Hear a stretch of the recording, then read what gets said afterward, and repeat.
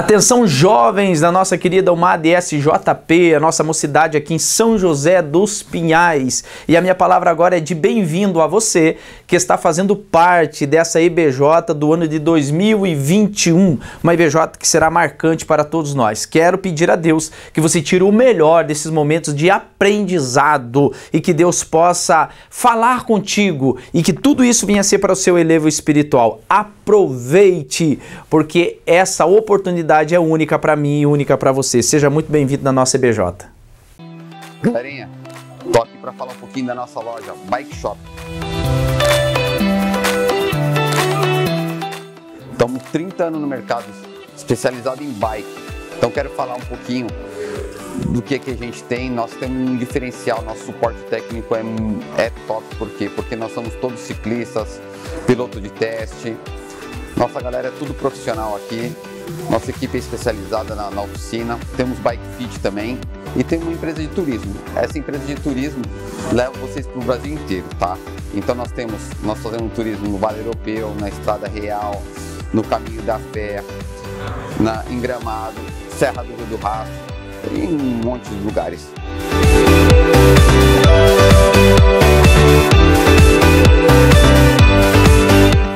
E também temos locação de bike. A locação de bike pode ser diária, mensal, semanal, tem vários tipos de bike, tá? Acesse o nosso site lá, www.bikeshopping.com.br e você tem tudo lá para você ver. Valeu, galera!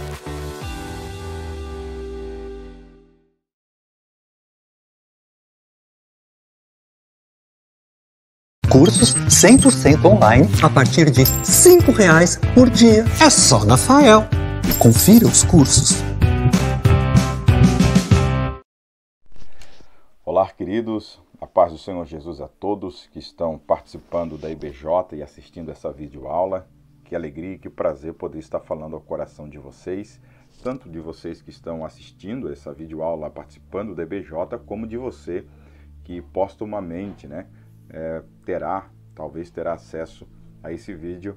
É um prazer poder estar falando ao seu coração. Eu quero deixar aqui já a minha gratidão a Deus por esse momento, também ao pastor presidente da Assembleia de Deus de São José dos Pinhais, como todo o corpo de obreiro, toda a diretoria do grupo de jovens, do campo de São José dos Pinhais, a diretoria da IBJ. Muito obrigado por essa oportunidade, me sinto honrado por esse momento. Que Deus recompense vocês e que esse momento, tanto essa videoaula como o dia 24, onde eu estarei presencialmente com vocês, seja um tempo abençoador para o coração de todos. Antes de começar essa videoaula, eu gostaria de deixar 2 recados para vocês. O primeiro recado é que você deve ficar atento à dialética que será proposta, que está proposta no dia de hoje. Ao tempo todo nós iremos fazer uma dialética entre o tema da videoaula, que é o jovem cristão e o novo normal, junto com o tema do evento, que é Corações Avivados. Então nós não iremos fazer aqui uma divisão entre eles, haverá uma dialética e buscar uma síntese a partir então desses 2 temas, tá? Então você tem que ficar atento aí, porque de alguma forma nós iremos trabalhar um conceito de avivamento, daí então elaborar o jovem cristão e o novo normal, ao menos nessa aula de hoje. Talvez no dia 24, quando eu estiver presencialmente com vocês, a gente trabalhe a coisa um pouco diferente, mas nessa videoaula nós iremos fazer isso o tempo todo, uma dialética entre corações avivados e o jovem cristão e o novo normal, ok?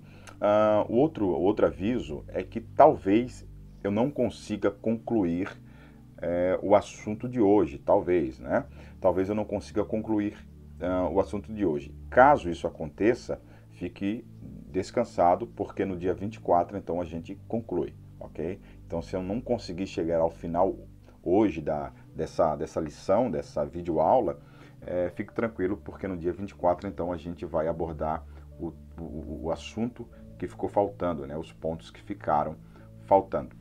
Então, vamos lá. Eu preparei para vocês um material de apoio que eu escrevi, creio que você tem acesso a ele, e lá no início do material de apoio, eu coloquei uma frase, uma palavra, um texto de Agostinho, ok? De Agostinho de Hipona. E ele diz assim, abre aspas, diz assim: Tu te espantas que o mundo chegue ao fim, mas vale que te espantes de vê-lo chegar à idade tão avançada. O mundo é como o homem, nasce, cresce e morre. Na velhice o homem vive assolado pelas catástrofes.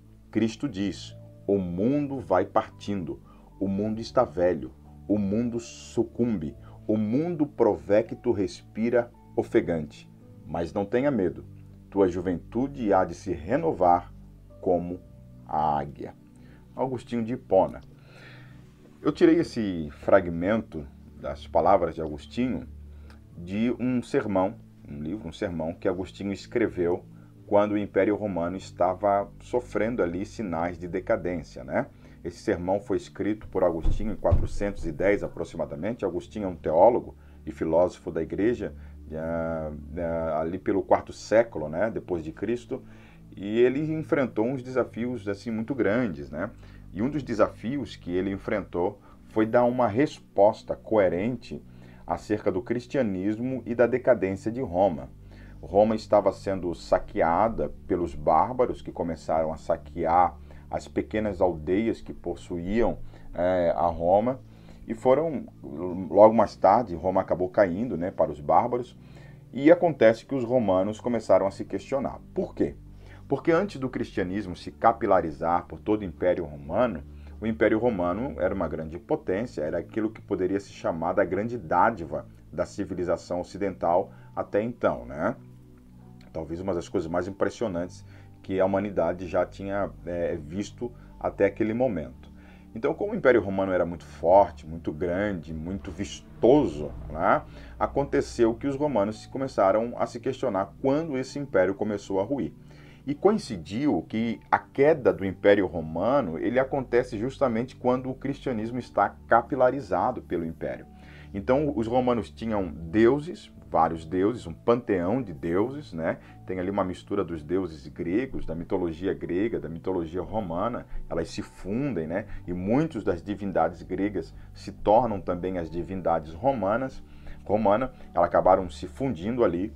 E aconteceu que quando o cristianismo ganhou força, essas divindades, elas foram desaparecendo, foram deixando de ser adoradas, né? E aí o que acontece? O império começa a ruir. Logo os romanos começaram a perguntar, olha, se quando nós adorávamos os outros deuses, nós crescíamos e éramos poderosos, agora estamos adorando aí um tal de Jesus, esse cristianismo que se capilarizou por todo o império, e nós estamos caindo, né? Então eles viram ali uma síntese daquilo e falaram, olha, alguma coisa está errada. Então Agostinho escreve um livro para defender os cristãos, ele escreve esse sermão. E quando ele escreve esse sermão, ele meio que diz, olha, vocês estão colocando a culpa no cristianismo, mas olhem a história, olhem para o que é o mundo. A queda do Império de Roma já não é esperado, quer dizer, não é esperado que Roma venha a cair, e ele então fala essas palavras que são belíssimas, né? Ele diz assim, tu te espantas que o mundo chegue ao fim? O mundo aqui é o Império Romano, né? Claro que aqui ele já está usando um pouco do sarcasmo, dizendo, vocês acham que o mundo é apenas o umbigo de vocês? Então tu espantas que chegue o fim do mundo, que o mundo chegue ao seu fim, mas vale que tu te espantes de vê-lo chegar à idade tão avançada. Quer dizer, vocês foram longe demais, né? Vocês realmente foram muito grandes. Mas isso não é natural. O natural mesmo é que vocês venham declinar, como tudo na vida vem declinar, né?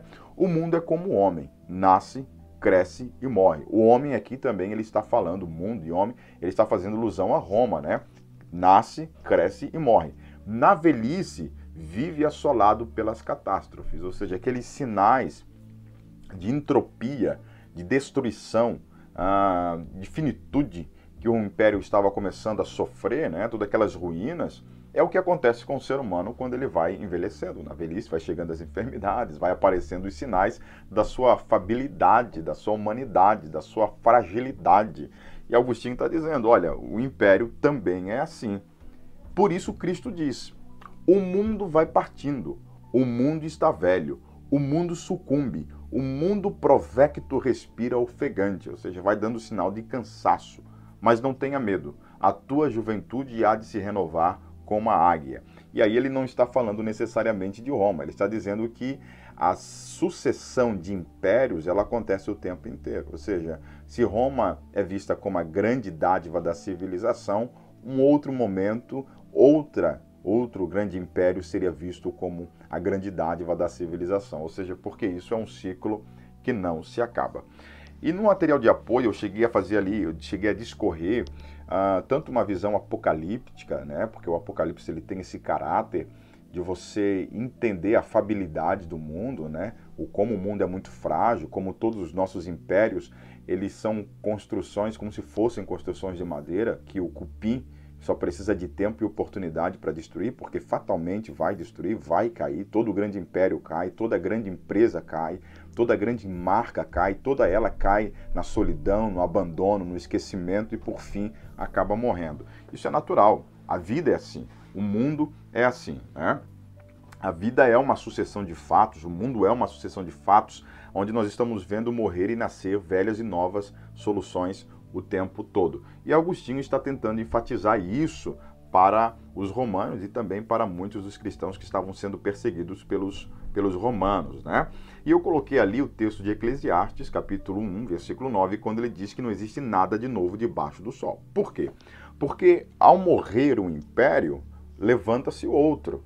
Mas a estrutura essencial é sempre a mesma, ou seja, nós nunca fomos muito longe da Torre de Babel, nós continuamos sendo Torre de Babel, né? Todo grande império é um projeto da Torre de Babel. Essencialmente é sempre as mesmas coisas, né? Então você pega novas soluções para coisas que morreram, que se desfizeram, e você percebe que essencialmente elas continuam sendo a mesma coisa. Vou dar um exemplo aqui, um esdrúxulo, mas só para vocês entenderem, não existe essencialmente diferença entre o Uber e o táxi. Essencialmente não tem.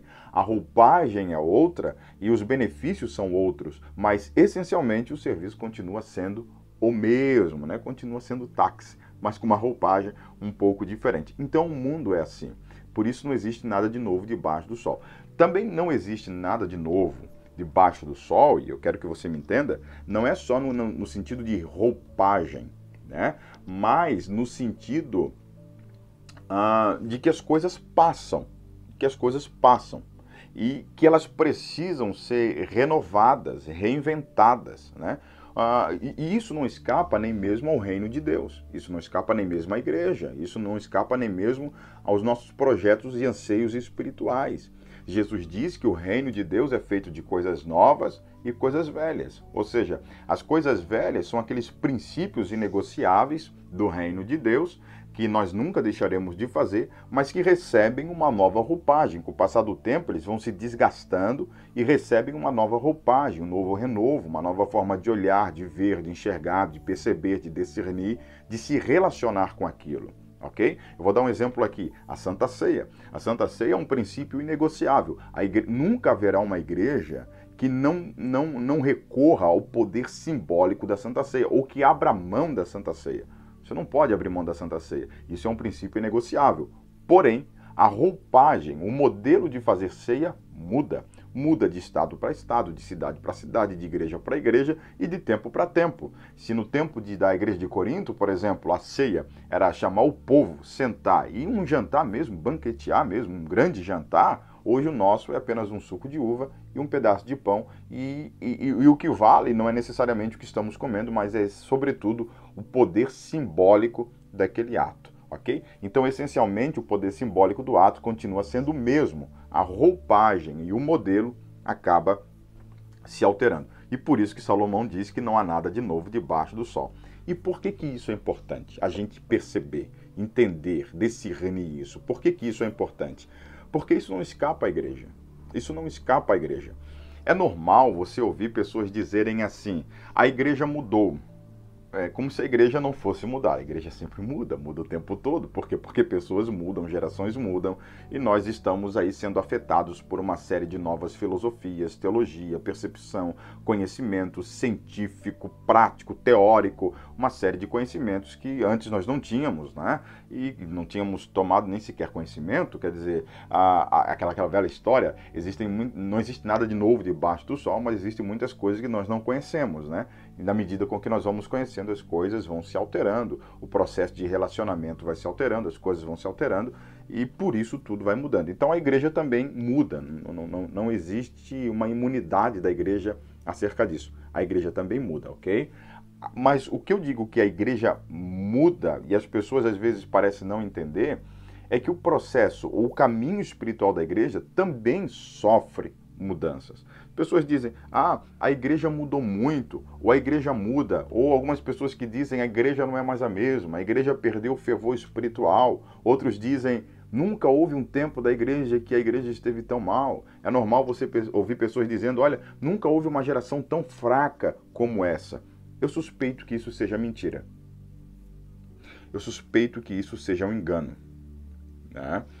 E de que ponto de vista é que isso é engano? É engano no sentido que, olha, se você pegar um cristão de 30, 40 anos de idade, ele vai dizer, realmente a igreja mudou muito e houve um tempo, quando eu era criança, ele dirá, a igreja era mais fervorosa. Ele está mentindo? Não, ele não está mentindo, de fato. Uns 20, 30 anos atrás, a igreja era mais fervorosa, os crentes eram mais fervorosos, né? Não tenha sombra de dúvida disso aí. Claro que também vai depender de região para região. Tem regiões que há 20, 30 anos atrás a igreja não era tão fervorosa e hoje o é. E existem regiões onde a igreja já foi muito fervorosa e hoje não é mais. Quer dizer, isso é sempre muito perigoso, a gente ser taxativo, né, acerca disso, né? Agora, é claro, não há muita dúvida, né, de que a igreja vem mudando e que, de alguma forma, a gente vai se assustando e é cada vez mais normal pessoas dizerem que a igreja perdeu o fervor e que nunca tinha acontecido isso na história da igreja. Isso que é um engano. Porque a história da igreja é feita também desses altos e baixos. É sempre feito desses altos e baixos, né? Quando nós estamos falando de avivamento, nós não estamos falando de uma novidade, nós estamos falando de algo que sempre vem, é corriqueiro ele vir e é necessário ele vir. E que se nós alcançamos um avivamento hoje, daqui a alguns anos a igreja vai precisar de um novo avivamento. Por quê? Porque isso é corriqueiro. A igreja também sofre esses altos e baixos. Vamos pegar, por exemplo, a igreja do primeiro século, que é a igreja modelo, né? A igreja do primeiro século. Então, você tem ali a igreja do primeiro século em Atos dos Apóstolos, e ali é uma maravilha, é uma igreja, digamos, perfeita, né? Eles têm tudo em comum, eles vendem as suas propriedades para que todos tenham tudo em comum, ninguém tenha mais do que ninguém. Eles são extremamente voluntários, eles estão de casa em casa, há uma comunhão, partindo pão, ceando, orando, perseverando na oração e na palavra. Eles são uma igreja do coração quente e a experiência ali é maravilhosa. Mas quando você já entra nas cartas paulinas, por exemplo, e você chega na igreja de Corinto, você já se assusta. Você já percebe que existe um abismo entre uma coisa e outra. Aliás, ainda em Atos dos Apóstolos, se você pega quando Paulo ele vai a Éfeso, ele chega lá e ele vê uma comunidade de irmãos e ele pergunta, vocês receberam o Espírito Santo quando creram? E eles falaram, o que é Espírito Santo? Nós nem sabíamos que existia Espírito Santo. Fomos batizados no batismo de João, mas nós não sabemos que existe o Espírito Santo. Então você já vê que é uma decalagem. Aqueles primeiros cristãos ali de Atos, capítulo 3, 4, 5, já não é a mesma coisa do capítulo 17, 18, 19, já há uma decalagem, ok? Aí quando você chega já em Coríntios, capítulo 3, você pega Paulo falando da igreja de Coríntios que eles são carnais, sárquicos no grego, né? Que é bebê mesmo, que está amamentando, eles não cresceram, não evoluíram na sua espiritualidade, eles não são pneumáticos espirituais, aqueles que crescem, eles são carnais, são bebês. Né? E aí você tem uma igreja que não sabe tomar ceia. Paulo, em 1 Coríntios, está ensinando a igreja a tomar ceia. Paulo está falando dos pecados de imoralidade que existe dentro da igreja de Coríntios. Você tem prostituição dentro da igreja. Né? Quando você vai à igreja de Éfeso, você tem um preconceito racial. Né? E Paulo vai falando do muro de divisão que Jesus quebrou, que ele rompeu, mas que existia esse problema na igreja de Éfeso. Lá na igreja de Gálatas, quando ele escreve aos Gálatas, no capítulo de número 1, ali pelo versículo 6, 7, Paulo diz que a igreja de Gálatas está vivendo um outro evangelho. Vocês já pararam para pensar no absurdo desse? Eles estavam vivendo um outro evangelho. Então assim, se você tem uma visão romântica da igreja do primeiro século, não é bem assim. Na igreja do primeiro século também tem altos e baixos. Também tem um fogo que é aceso e vai se apagando, depois é reaceso e vai se apagando e assim vai nesse processo. Se você pega a igreja as sete igrejas da Ásia pré-solar, né? O que você tem ali? Você tem uma igreja que é extremamente elogiada e todas as outras há uma crítica profunda. Tenho contra ti, diz o Senhor Jesus. Tenho contra ti. A uma das 7 igrejas da Ásia, você tem ali Jesus, a igreja de Laodiceia, dizendo que quer vomitar aquela igreja. Ou seja, vomitar, o vômito é um sinal, um sintoma de alguém que está doente. Era uma igreja que deixava Jesus doente, era uma igreja que dava muitos problemas, né? Jesus falou, olha, não és quente nem frio, és morno, e porque és morno, vou te vomitar da minha boca, porque tu dizes, sou rico, abastado, de nada tenho falta, e tu não sabe que tu és cego, pobre, nu, desgraçado e miserável. Então você tem uma igreja com problemas sérios. Então essa visão da igreja do primeiro século, essa visão apaixonada, como se a igreja do primeiro século fosse uma igreja que nunca tivesse o problema e que somente a igreja de hoje tem problema, somente nós que precisamos de um avivamento e aquela igreja não precisou recorrer ao avivamento, é um engano. Lá em Apocalipse 2:5, a uma das 7 igrejas, o que Jesus fala? A igreja de Éfeso, tenho contra ti que abandonasse o teu primeiro amor. Retorna às tuas primeiras obras. Lembra onde tu caíste e retorna às tuas primeiras obras. O avivamento, especificamente, é isso. Ok? Se você falar, o que é um avivamento? O avivamento ele não é sobre um poder para o futuro, mas ele é um regresso a uma consciência que nós perdemos de um passado. Ok? O avivamento ele é um processo de retorno, é um retorno de algo que nós nos descolamos, nós perdemos, uma consciência que nós abandonamos, que nós deixamos para trás. Ele é um retorno às primeiras obras. Lembra onde tu caíste e retorna aquelas primeiras obras. Então, assim, não é algo que nós nunca vimos.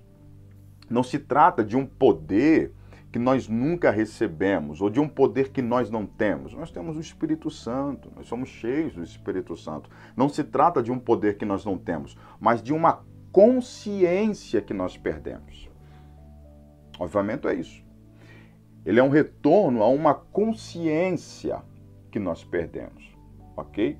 E esse que é o problema, é que nós perdemos essa consciência com muita rapidez, com muita facilidade, né?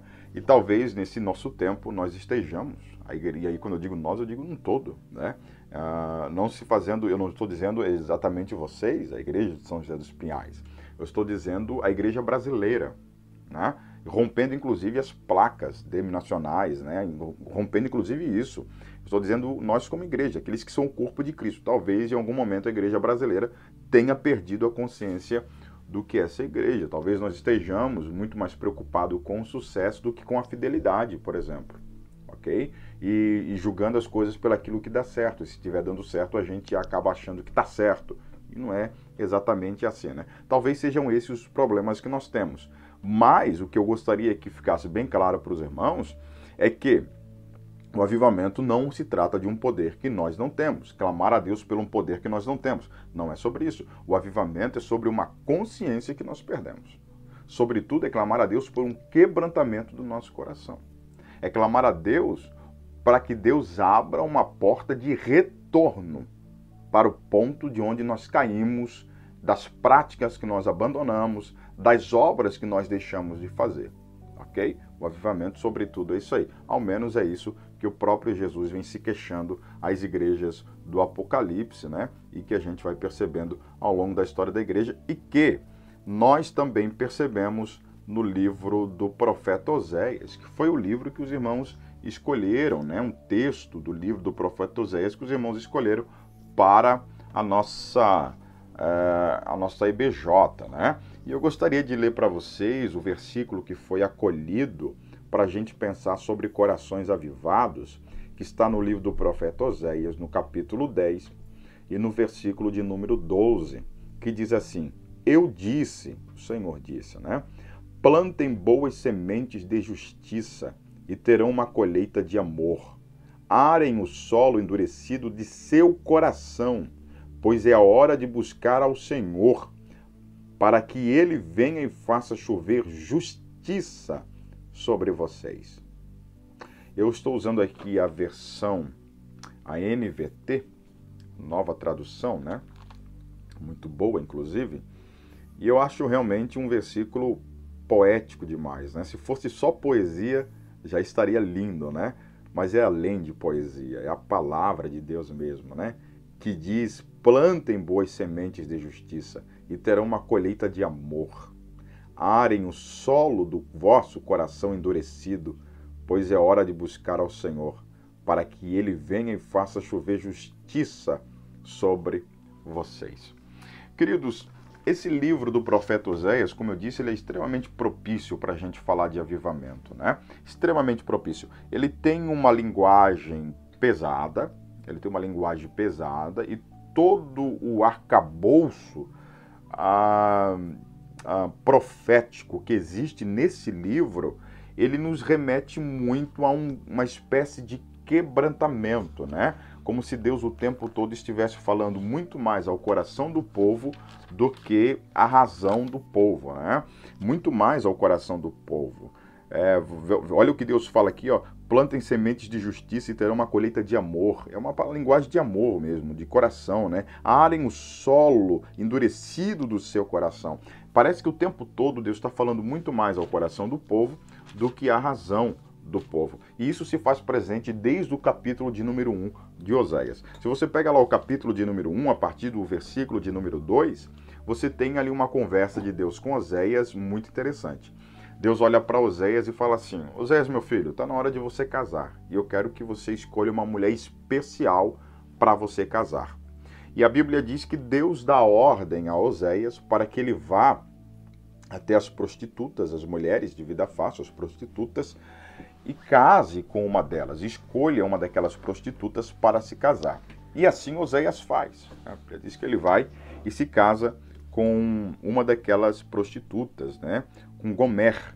E a Bíblia diz que, ao se casar com ela, Deus dá ordem para Oséias para que ele permita que ela continue se prostituindo, e assim ela faz. Ela continua casada e se prostituindo, e a um determinado momento, a Bíblia diz que ela engravida, ela tem filhos, e esses filhos, tem hora que dá para entender que são filhos de Oséias, tem hora que dá para entender que são filhos da prostituição, porque o próprio Deus depois vai dizer que os filhos que ela engravidou são filhos da prostituição, o próprio Deus vai acusar isso, né?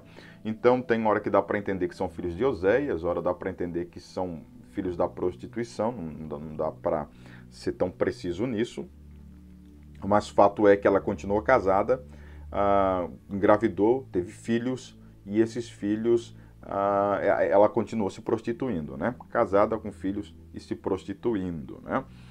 Deus faz Oséias viver aquela profecia, Deus faz Oséias respirar aquela profecia, e isso aqui eu acho que é um ponto muito preciso, muito precioso, e que nós temos que prestar atenção. Deus faz Oséias viver a profecia.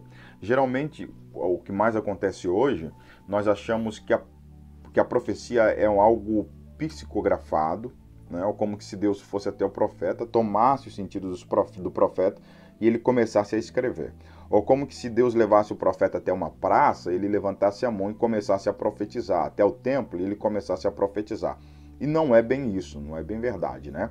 Se você pega os profetas do Antigo Testamento, 70% ou 80% das profecias do Antigo Testamento, elas não eram psicografadas. Deus não tomava os sentidos do profeta, ele escrevia, ou ele saía por ali falando. Não, Deus fazia o profeta viver a profecia. É por isso que você tem, por exemplo, Isaías dizendo: olha, o boi conhece a voz do seu Criador, mas o meu povo não conhece a voz do seu Deus, né? Uma linguagem assim, como se Deus estivesse dizendo para o povo: vocês são pior do que boi, pior do que gado, né? É uma palavra pesada que Deus está usando ali. Não necessariamente é o que Deus está falando, é como o profeta está se sentindo, porque Deus fazia o profeta sentir todo o desprezo, e aí quando ele ia profetizar, ele não amenizava nas palavras, ele falava mesmo, né? Se você pegar, por exemplo, Jeremias, não me foge a memória, ali no capítulo 13 de Jeremias, Deus diz para Jeremias: Jeremias, eu quero que você compre um cinto, um bordão, um cinto, e coloque sobre as suas vestes. E eu quero que você vá no shopping, no supermercado, vá na sua igreja, sai na rua com esse cinto. E o cinto era algo de linho que você colocava sobre as suas vestes, não é igual o cinto que nós usamos hoje, né? Para segurar a roupa. Era um cinto para ornamentar a roupa, para deixar mais embelezado, né? E ele pegou aquele cinto e foi. E aí o Jeremias chega na praça e as pessoas começam a aplaudir Jeremias, ele vai no shopping, as pessoas aplaudem Jeremias, ele vai na rua e as pessoas dizem, Jeremias está bem vestido, Jeremias é bonito, Jeremias é elegante, isso que é profeta. Aí o Jeremias volta para Deus vaidoso, alegre, contente, Deus, as pessoas me amam. E Deus fala, que ótimo, Jeremias. Agora pega esse cinto e coloca na fenda da rocha, coloca lá e deixa lá. E ele coloca. Aí depois de alguns dias ele volta para pegar. E quando ele pega aquele cinto, o cinto está podre, rasgado, mal cheiroso, está sujo. E Deus fala para Jeremias, pega agora esse cinto rasgado, podre, sujo, e vai na mesma praça, vai no mesmo shopping, vai no mesmo supermercado, vai na mesma igreja e vai dar uma voltinha para você ver. E o Jeremias vai. E aqueles que tinham aplaudido ele começam a vaiar ele. E a dizer, saem de perto de Jeremias, porque Jeremias não é profeta coisa nenhuma. Jeremias é uma vergonha. Jeremias é maltrapilho, sujo, parece um mendigo. Deus não está andando com Jeremias. Saiam de perto de Jeremias. E ele volta para Deus humilhado. Ele volta para Deus cabisbaixo. Ele fala, Senhor, tua palavra na minha boca é uma vergonha. O Senhor só me humilha. O Senhor só me faz passar vergonha. Aí Deus olha para Jeremias e diz, agora, Jeremias, você está sentindo o que eu estou sentindo. Agora você sente o peso do meu coração. Então veja, Deus não está dando a Jeremias somente palavras. Deus está dando a Jeremias o peso do coração dele. O Jeremias sente aquele patos divino, né? O coração divino. E aí ele vai e profetiza com aquele fervor, com aquela santa ira do profeta. Né? É preciso entender isso, a ira do profeta. É preciso entender a ira do profeta, porque o profeta está sentindo a ira de Deus. E só entende o amor e o perdão de Deus quem entende a ira de Deus. Quem não entende a ira e o perdão de Deus, quem não entende a ira de Deus não entende o perdão, não entende o amor de Deus. Até porque só cela perdão no coração aquele que entendeu o tamanho da sua miséria. E somente a ira daquele que foi ofendido é que nos mostra o tamanho da nossa miséria. Né? Então somente a ira nos faz entender o amor, entender o perdão. E o profeta ia profetizar irado, com aquela santa ira do profeta, aquela santa ira que ele estava sentindo também de Deus, a ira de Deus que se acendeu contra o povo. Isso também está acontecendo aqui com Oséias. Quando Deus manda Oséias ir casar com uma mulher prostituta, ele está falando para Oséias que para Deus Israel é uma prostituta e que Deus estava casado com uma mulher adúltera, que enganava, que traía ele. Né? E quando Oséias vem se queixar para Deus e diz, Deus, o Senhor me fez casar com uma mulher que me trai, uma mulher que de dia ela é minha esposa, mas à noite ela vai se deitar com outros. E aí vem os filhos, e enquanto ela sai para se divertir, eu fico em casa cuidando dos filhos, filhos da prostituição. Ela joga no meu colo e vai se divertir. Aí Deus olha para Oséias e diz, Oséias, você está sentindo como eu estou me sentindo? Porque para mim Israel é uma mulher adúltera, né? Que eu casei, eu dei tudo para eles. Mas eles foram se deitar com os outros deuses e agora tudo que eles têm, eles dizem que foi Baal que deu, que foi outros deuses que lhe deram. Então, para mim, Israel é uma mulher adúltera. Assim como para Jeremias era um bordão podre, Israel era um bordão podre para Deus.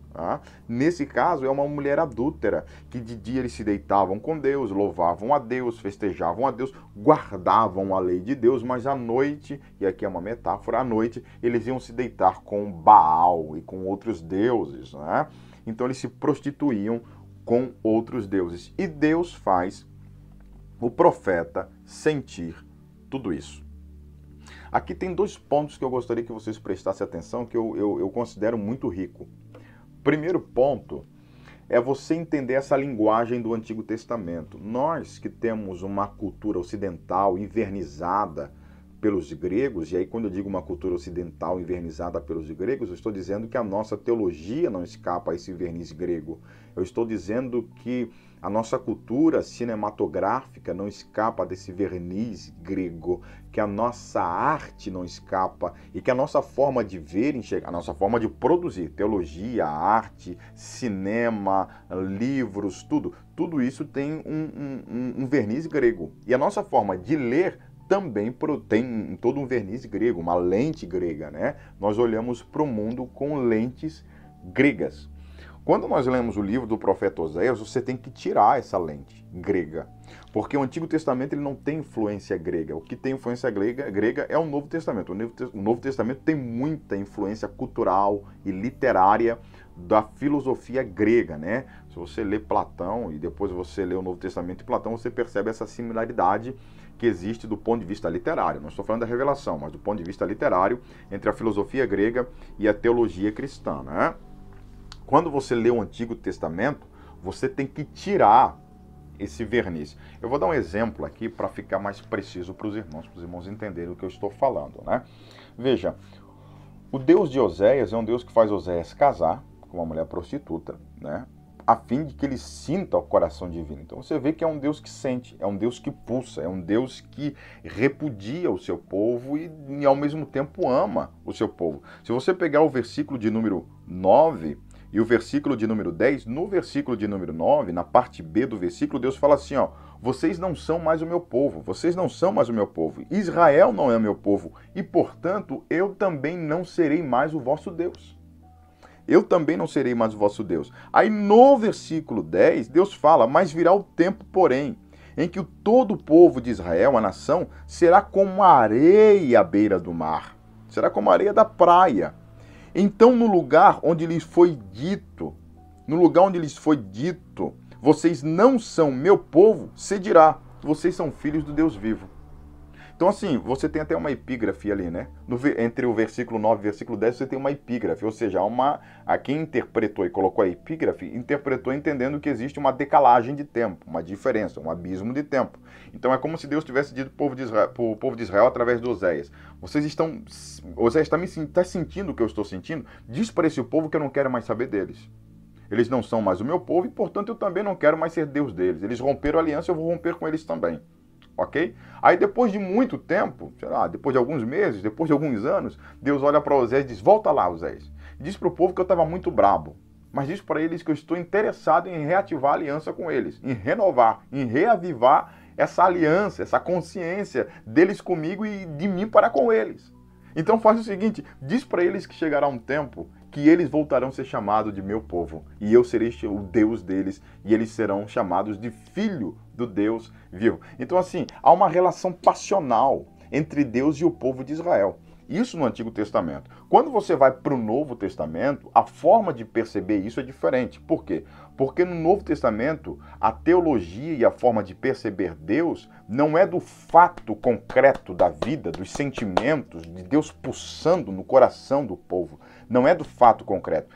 É da abstração teológica, racional e filosófica para uma compreensão da manifestação divina. Então, assim, a teologia judaica, ela vem da manifestação prática, daquilo que Deus está se manifestando, para o raciocínio. Nós, e já no Novo Testamento, nós somos do raciocínio para a manifestação prática. Então, nós olhamos para a prática e tentamos entender. Nós olhamos tentando entender. Então, antes que aquela prática nos atinge primeiro a razão. Nós olhamos para aquilo e tentamos entender racionalmente. O povo de Israel não tenta entender racionalmente. Para eles, vale o que eles estão sentindo e não o que eles estão pensando. Então, o Antigo Testamento tem muito mais essa relação passional. Dá um exemplo aqui, você pega Jesus, João capítulo 11, quando Lázaro morreu, e eu sou criado na igreja, eu tenho 33 anos de idade, e eu já ouvi inúmeras pregações da morte de Lázaro, e o pessoal sempre fala as mesmas coisas. Jesus chorou. Aí as pessoas perguntam, por que Jesus chorou? E por que elas fazem essa pergunta? Porque Jesus é Deus. E como assim Deus vai chorar? Que absurdo é esse? Ele é onipresente, é onisciente, ele sabe de todas as coisas e ele tem poder. Jesus sabia que ia ressuscitar Lázaro. Por que ele chorou? Para nós, isso não cabe. Se você for num velório e alguém está chorando, você não vai perguntar por que a pessoa está chorando. Ela está no velório, quer dizer, existem motivos óbvios do porquê ela está chorando. Mas quando a gente olha Jesus chorando, ele é Deus. Como assim ele está chorando? Nós não temos essa visão passional de Deus. Para nós, isso vem muito dos gregos, muito de Platão, que enxerga o perfeito, e o perfeito ele não se altera. O perfeito não perde razão. O perfeito não tem alteração, porque se alterar já não é perfeito. Então o perfeito é equilibrado, o perfeito é sereno, o perfeito é sempre aquilo. É sempre linear. Ele não volta atrás, ele não anda em círculos, ele não faz volta. O Deus do Antigo Testamento faz. Ele volta. Então, quando nós lemos, por exemplo, que Deus se arrependeu de criar o homem, nós entramos em parafuso. Como assim Deus se arrependeu? No Antigo Testamento não tem esse problema. O Salmo 78, o salmista compara Deus a um bêbado. Porque o Salmo 78 é assim: o povo peca, Deus perdoa, o povo peca, Deus perdoa, o povo peca e Deus perdoa, o tempo todo. Aí chega uma hora que o salmista fala assim: olha, Deus acordou pela manhã como um bêbado de ressaca, né? Pronto para a guerra. Deus olhou e disse: eu vou assumir o controle, eu vou acabar com vocês. É o que Deus estava fazendo. Então, no Antigo Testamento não existe esse problema. Por quê? Porque Deus sente. O coração dele está lá. Aí, quando nós vamos para o Antigo Testamento, nós vamos a partir da lente grega e tentamos justificar porque Deus se arrependeu, já que Deus não pode se arrepender porque Ele é Deus. No Antigo Testamento, eles não estão fazendo teologia de Deus. Eles estão sentindo o pathos divino. Então, eles veem a ira de Deus, eles dizem que Deus se arrependeu. Não é necessariamente um arrependimento, é a ira. Ok? Então eles dizem que Deus se arrependeu, porque eles estão diante do furor de Deus, eles estão diante da ira de Deus. Então no Antigo Testamento você tem esse pathos. Isso é muito rico, do ponto de vista literário, ele é muito rico.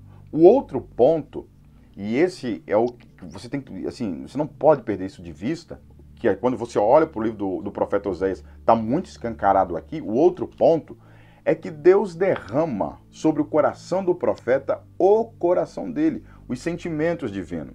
Então, assim, se a nação de Israel precisa de um avivamento, Oséias não precisa. Por quê? Porque Oséias já está pulsando, o coração de Deus está pulsando, batendo, compassado, alinhado com o coração do profeta. Então, se você me perguntar o que é um homem avivado, um homem avivado é aquele, um indivíduo avivado, a pessoa avivada, uma igreja avivada, é aquele que carrega o coração de Deus dentro do seu coração. Ou, numa forma não tão exagerada, é aquele que está alinhado com o divino, alinhado com o coração divino, aquele que entende a necessidade de Deus. É evidente que Deus não tem necessidade, mas ele se compadece da nossa necessidade, a nossa necessidade se torna a necessidade dele, e o profeta é aquele que enxerga a necessidade de Deus, portanto é aquele que enxerga a necessidade do povo. Ali na introdução do material de apoio, eu falei que o Apocalipse e toda a literatura profética do hebraísmo é um processo de desvendamento da realidade. O profeta é aquele que vê com clareza. Já dizia Nelson Rodrigues, né? Que embora fosse materialista, ateu, escreveu muitas coisas belas. E ele disse, olha, o profeta é aquele que vê de verdade. É por isso que em várias passagens do Novo Testamento, você vê a multidão vindo atrás de Jesus e ele chorava. A Bíblia diz que quando Jesus viu a multidão que veio depois da morte de João Batista, veio ao encontro de Jesus, a Bíblia diz que Jesus chorava, porque ele via que era uma multidão que andava como quem não tinha pastor. E a multidão estava cheia de razão. E eles achavam que sabiam de tudo. Em João capítulo 6, eles estavam querendo já largar Jesus, e de fato largaram, abandonaram Jesus, né? E Jesus chora por eles, chora porque eles são como ovelhas que não têm pastor. Ou como aquela clássica, as palavras de Jesus ao povo de Israel, que diz a Jerusalém, Jerusalém, Jerusalém, que mata os meus profetas. Quantas vezes eu quis ajuntar vocês como a galinha junta seus pintainhos e vocês desprezaram, mataram os profetas. Ou seja, há uma necessidade do povo que o povo não vê. Mas o profeta é aquele que vê a necessidade do povo, por quê? Porque Deus revela a necessidade do povo. E como Deus revela a necessidade do povo? Do ponto de vista racional? Não. Do ponto de vista do pathos divino. O coração de Deus é derramado sobre o coração do profeta.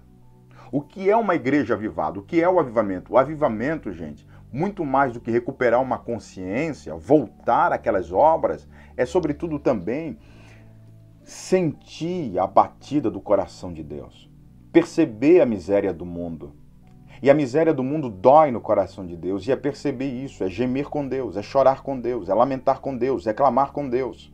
E eu sei que isso pode parecer uma loucura, um Deus que chora, que geme, que sente a nossa dor e que chora conosco. Parece loucura, mas é isso que Paulo fala do Espírito Santo, não é verdade? Que ele geme com gemidos inexprimíveis. E a gente tenta entender isso como línguas, mas não é línguas no sentido de um dialeto ou o que o Espírito está fazendo. O que o Espírito está fazendo é chorando conosco, é sofrendo conosco, né?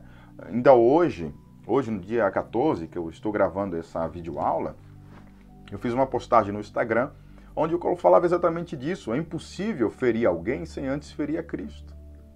Antes, sem antes ferir aqueles que estão em Cristo. É impossível ferir uma pessoa sem antes ferir a Deus. Por quê? Porque o profeta Isaías fala que ele levou sobre si as nossas dores. Então todas as nossas dores estavam em Cristo. Tudo que nós sentimos também ele sentiu. Então é possível ferir alguém sem ferir a Cristo. Estar avivado é você perceber a miséria do seu povo, da sua comunidade, da pessoa, a partir da lente de Deus. E a lente de Deus vai processar a real necessidade da pessoa. Porque às vezes quando sofremos ou estamos num processo de luto muito grande, nosso entendimento está confuso, mas Deus não. Deus sente, mas ele sabe o que você realmente precisa. Então o profeta está avivado, é aquele que entende a real necessidade do povo. E entende a real necessidade do povo a partir do coração divino, do patos divinos. E como nós precisamos disso? Nós precisamos profundamente desse patos divino. Então, o livro do profeta Oséias é isso, né? Se você pegar desde o capítulo 1, você vai ver ali Deus falando uma linguagem de prostituição, o povo profanando, abandonando a Deus, né? E Deus tentando alinhar o coração do povo, mostrando para o profeta como estava o coração do povo e a real condição do povo, né? É um processo de discernimento, isso é ser avivado, é discernir a realidade como ela é. Eu espero que você esteja conseguindo captar isso. Lá no comecinho, na introdução mesmo, depois que eu coloquei o texto de Agostinho, eu falava exatamente isso, né? Que o profeta e a literatura profética, a literatura apocalíptica é um processo de desvendamento, de discernimento da realidade, e que no Apocalipse o cristianismo não é a religião da crença, mas da descrença, e que o Apocalipse não é só um livro, mas é toda uma literatura que vem dos profetas, que inclui Oséias. Né, que olham para a realidade e dizem, olha, vocês estão enxergando errado a realidade, vocês estão olhando, contemplando, discernindo erradamente a realidade. É preciso desvendar a realidade. E a gente só consegue fazer isso se o nosso coração estiver alinhado com o coração de Deus. Amém, meus irmãos? Eu espero que vocês estejam entendendo aí o que está sendo dito, né? Veja bem, e como a gente retorna? Quer dizer, para onde nós estamos retornando?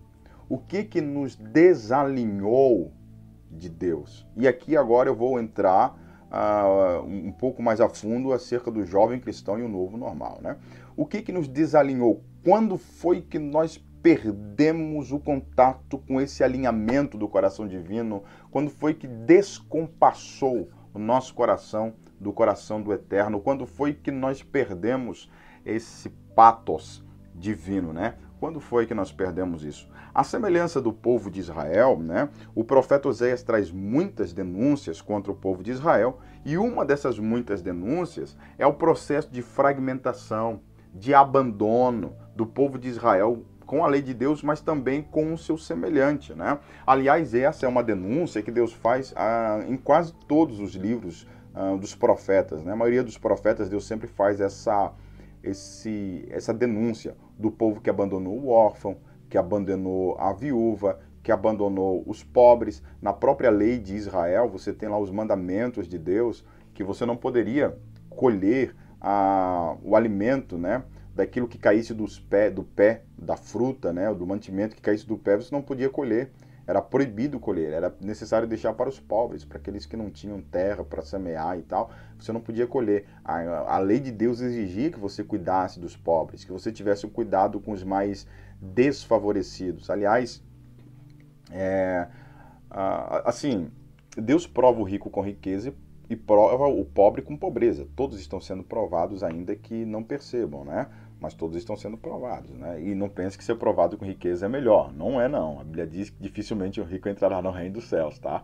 Então não é melhor ser provado com riqueza. Mas todos estão sendo provados, tanto o rico quanto o pobre. A questão é que na Bíblia Deus parece ser mais favorável ao pobre, né? Você tem desde a lei do profeta do povo de Israel, desde os mandamentos, você já vê isso muito, muito claro. E depois no próprio Cristo você tem ali Jesus sempre mais voltado para os marginalizados, para os pobres e tal. Ele está sempre muito, muito, muito atento a isso, né? Ele está sempre muito atento a isso. Aliás, essa é a grande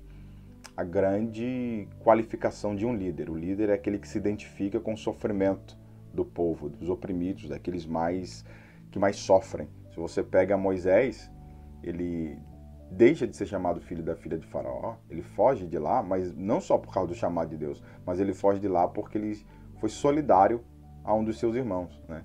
Ele foi solidário a um dos seus irmãos, salvou o seu irmão. Então, da opressão do egípcio, né? Então você vê ali que o líder é aquele que se identifica com o sofrimento do seu povo. Não existe líder, verdadeiramente líder, sem identificação do sofrimento, né?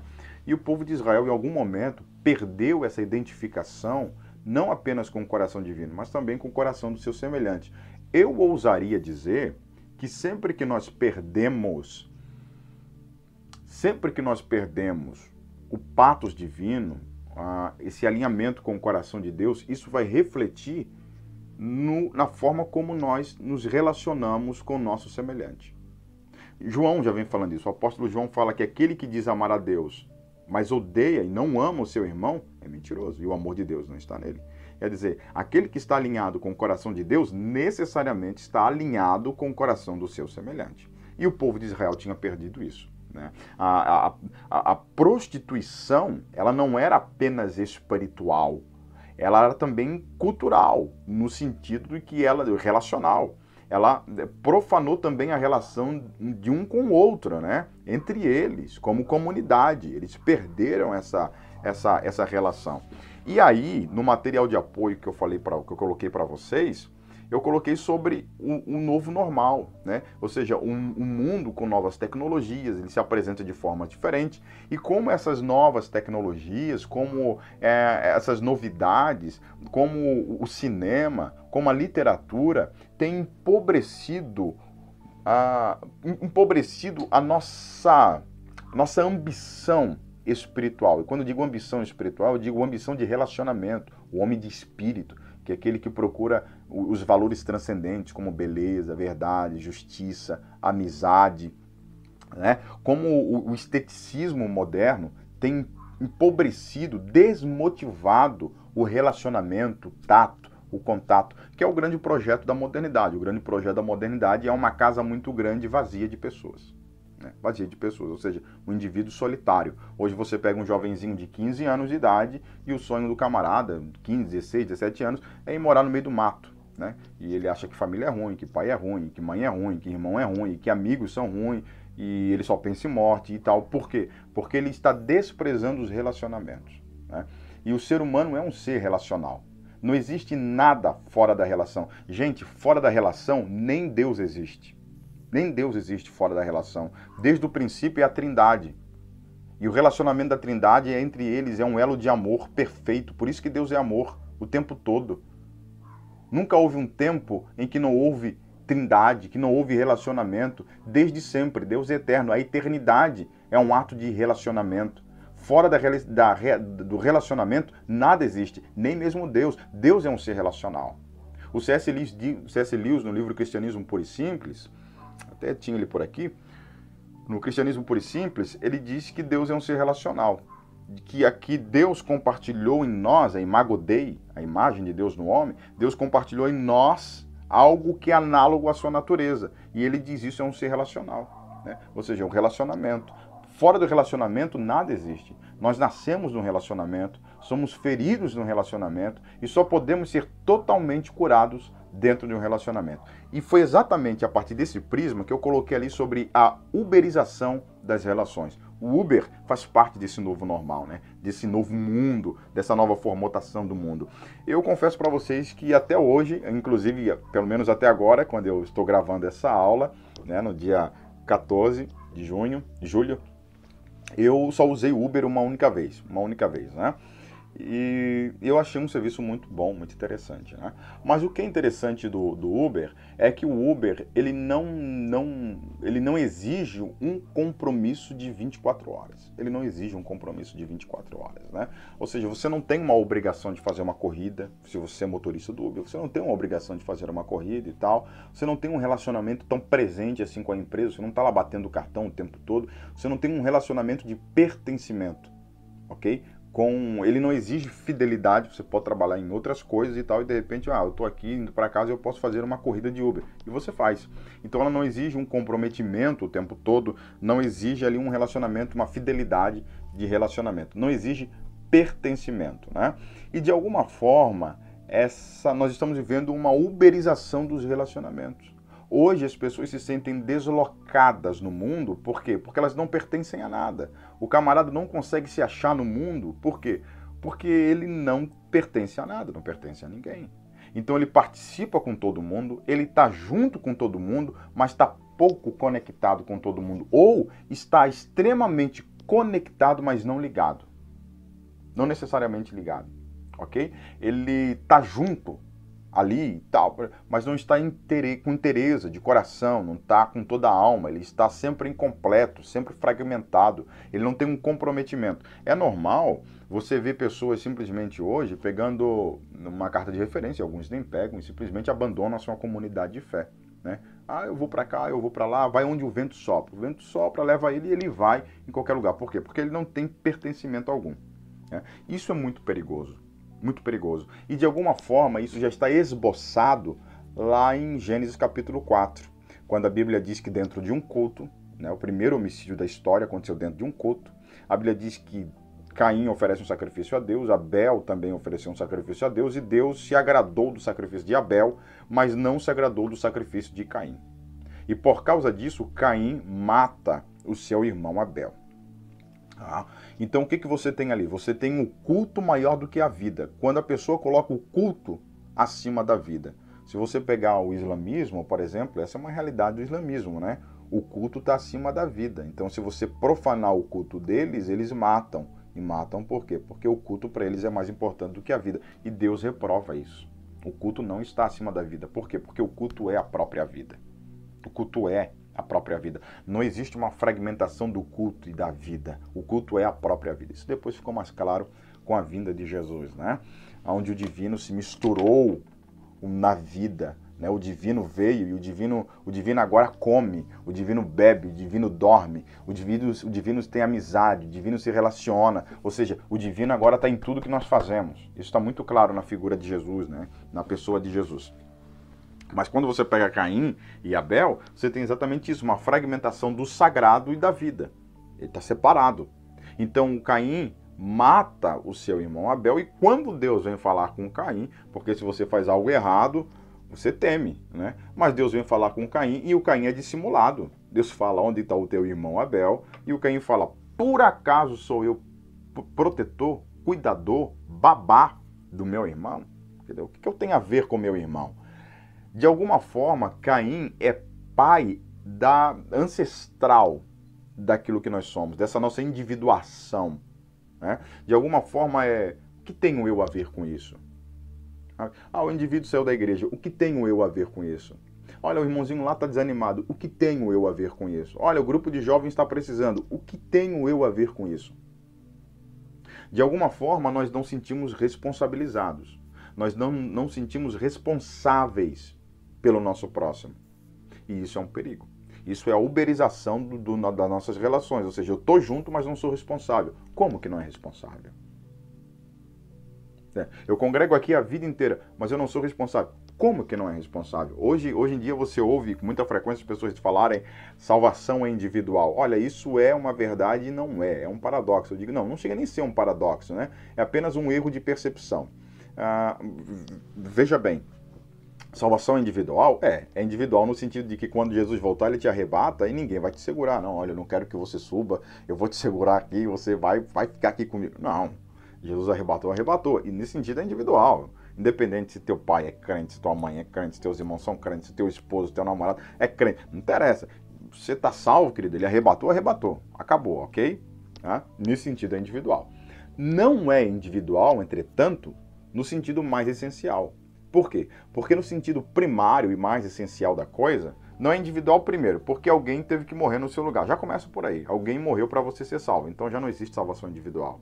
Alguém pagou o preço da sua salvação. Então já não existe salvação individual. Segundo, que um grupo de homens abriu mão de emprego, abriu mão de trabalho, abriu mão de família, abriu mão de conforto, de estabilidade, de segurança para poder pregar o evangelho, que são os primeiros apóstolos ali. Então já não é individual. Alguém fez muito mais para que você ouvisse o evangelho. Aí depois outros traduziram a Bíblia, escreveram e traduziram a Bíblia. Já não é individual de novo, né? Aí outros vêm para o Brasil pregar o evangelho e chegam aqui, e abrem mata e vão pregar. Aí tem uma igreja numa cidade, vai plantando igreja. E aí você ouve um convite, você vai na igreja, tem alguém pregando. E aí alguém ora por você, você aceita Jesus, depois alguém discipula você. Aí depois que o camaradinho está salvo, lavado, redimido e discipulado, ele olha para todo mundo e fala assim, olha, salvação é individual. E aí ele abandona a comunidade de fé. Como assim salvação individual, querido? Você não percebe que existe toda uma corrente comunitária e que nós não podemos fragmentar as nossas relações? E que esse é o grande projeto da modernidade, que é esse processo de fragmentação. Ou seja, nós somos muito seduzidos, de alguma forma, pela modernidade. Vamos nos tornando cada vez mais pós-modernos, né? Nós vamos nos fragmentando muito fácil. Então eu vejo assim que essa dificuldade que o jovem tem, ou que muitos, não só o jovem, hoje em dia não só o jovem, né? Porque a cultura hoje do mundo é jovem. Eu trabalho com filosofia e eu gosto muito do cinema, da filosofia da arte, onde tem muita coisa acerca do cinema, né? Eu estava estudando esses dias sobre o cinema, como as grandes bilheterias do cinema são filmes de adolescentes, né? Os Vingadores, Avatar, filmes de adolescente, né? São as grandes bilheterias do cinema. Então você tem uma coisa aí, e uma coisa interessante, que essa bilheteria não era composta só por adolescentes, mas por pessoas adultas também, né? Então a longevidade, que cresceu muito, né, fez com que pessoas de mais idades voltassem a ser adolescentes, né? Hoje você amadurece muito mais tarde, você chega à idade você chega a uma maturidade muito mais tarde, né? Antigamente as pessoas amadureciam mais cedo, 15 anos, o indivíduo estava cheio de responsabilidade, era praticamente um pai de família, né? Cuidava da família e tal. Hoje em dia já não é assim.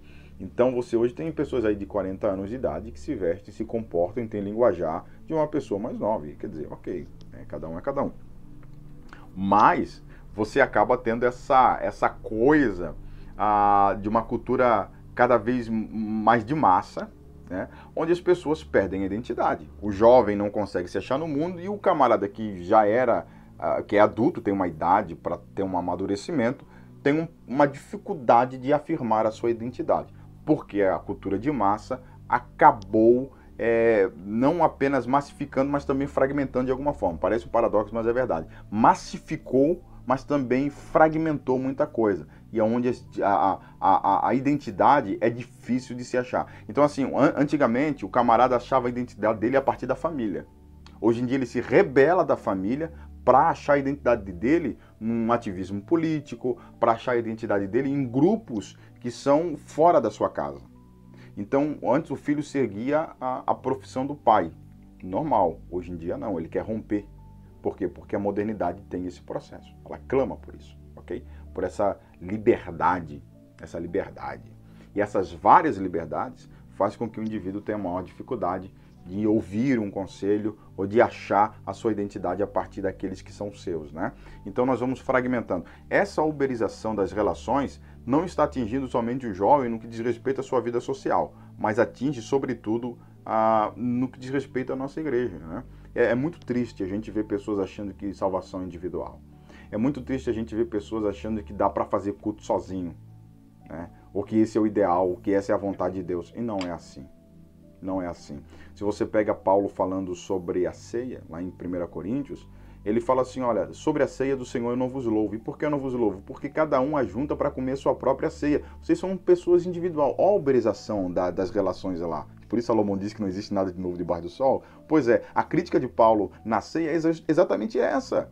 Porque eles estão fragmentando a relação, cada um está comendo a própria ceia. E a ceia, que era para ser um processo comunitário, se torna uma ceia individual. E Paulo diz que nós cometemos sempre esse pecado, quando? Quando nós não discernimos o corpo de Cristo. E o que é discernir o corpo de Cristo? É enxergar, minha gente. É olhar para o irmão que está do lado e saber que ele é o meu irmão, que eu não posso comer a minha ceia sozinho, porque nós somos um corpo. Eu tenho que discernir o corpo, discernir a minha comunidade de fé. Pessoas que se fazem indiferentes da comunidade de fé. Então ele não colabora nunca com a comunidade de fé, nunca, nem financeiramente, nem doando o seu dom, nem doando o seu talento, nada, nada. Ele nunca está comprometido com a comunidade de fé. Isso é uma uberização das relações, é um novo normal, é a modernidade, é a mentalidade do homem pós-moderno, e nós temos que cuidar com isso. Amém? O outro ponto que eu coloquei aqui é sobre o assédio da informação, né? Nós estamos vivendo aqui aquilo que eu chamo de assédio da informação, né? Desde a Segunda Guerra Mundial para cá, você tem uma cobertura muito grande em todos os cantos da Terra e você tem um acesso de informação muito grande, né?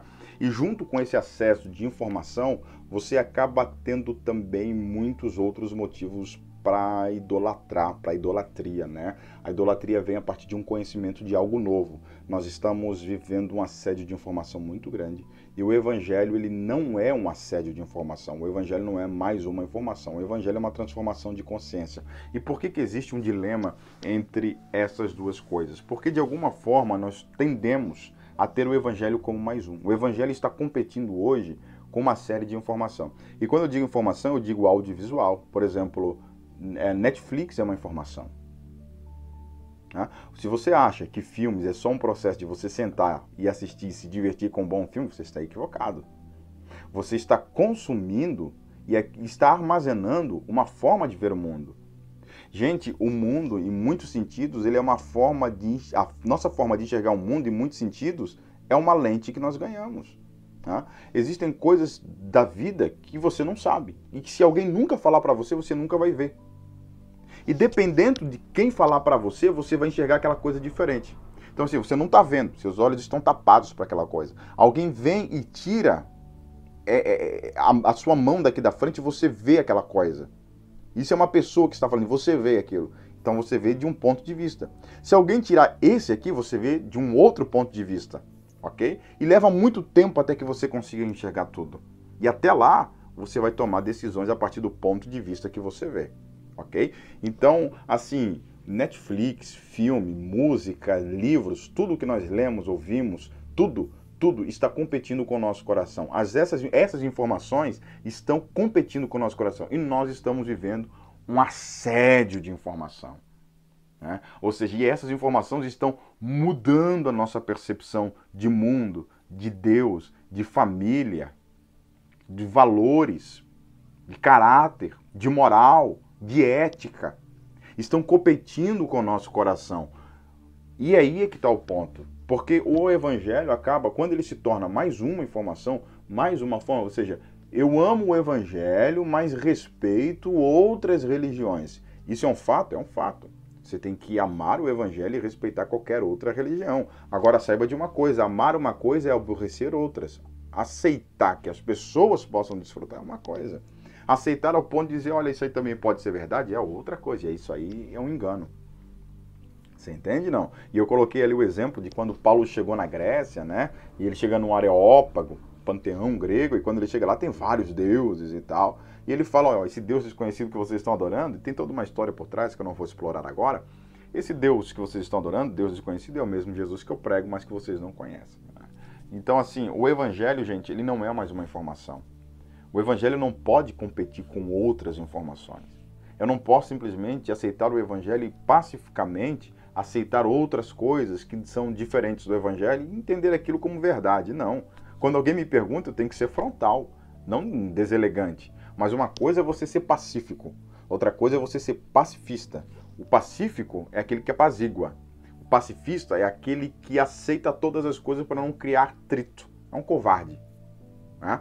O evangelho não aceita isso. Né? O evangelho não aceita isso. Paulo diz, não é Paulo que diz, mas o evangelho diz, em algumas das cartas, agora fugiu, irmãos me perdoam, acho que é a carta de Tiago, que ele diz que nós temos que saber dar a razão da nossa esperança quando nos for pedido. Por que você está falando a verdade e eu estou falando a mentira e você falar? Sem medo.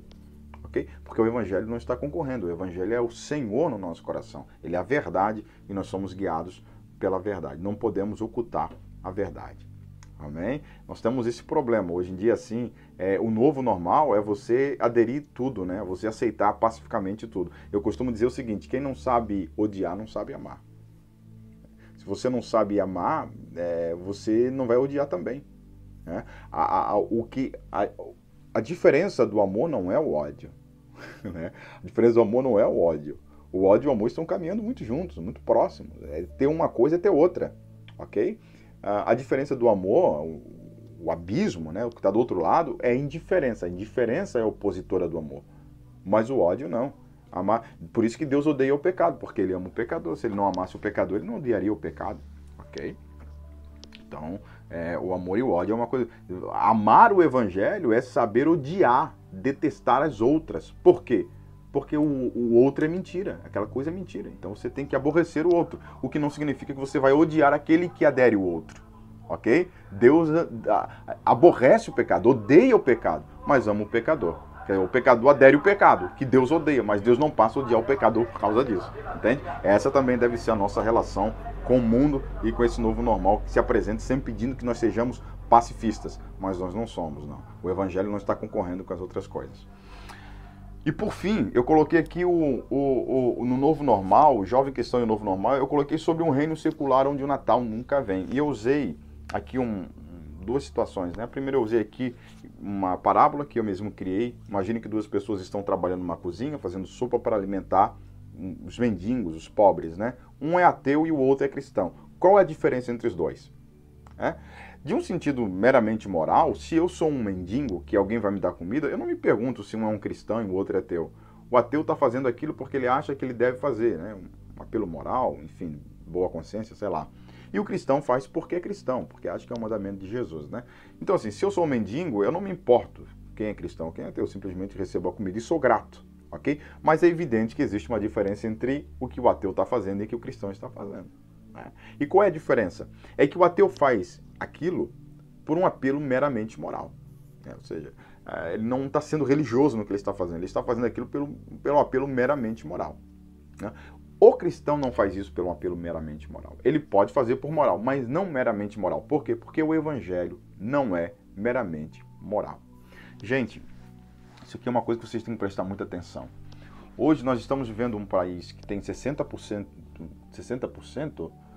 acho que 60%, por aí, 60% de pessoas cristãs, eu acho que até um pouco mais, né, de pessoas cristãs, aí seja evangélico, seja católico, por aí.